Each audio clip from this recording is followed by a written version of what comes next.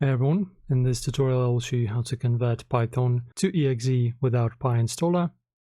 So for that we will need to use a certain application that I will of course share with you. As you can see, I have my Python script in here. This website, we will leave the link in the description of the video. And just download the inno setup, this program. Okay, let's install it now, quickly. Okay, now we can move on with the video. Okay, now go to File, and then New, Next. Give a name to your app, set the version of your program, application company, you can insert that as well. You can put the website if you want. Okay, leave this at default.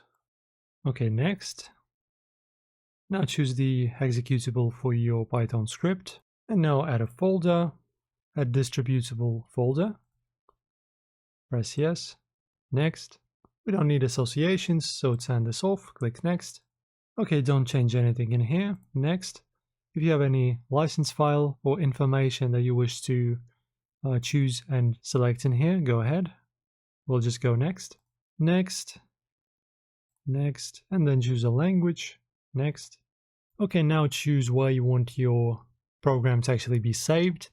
So go browse, and for example, I will just save to desktop. You can also choose custom setup icon file and set up password. After that, click next. Next. Leave this at default and click next. Now finish. Now we need to press compile new script yes, and here press no. Now it's successfully compiled our Python script into EXE file.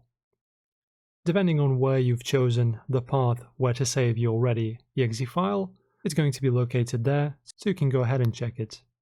Thank you for watching this tutorial, guys. If this helped, like our video, subscribe to us, and I'll see you in the next one.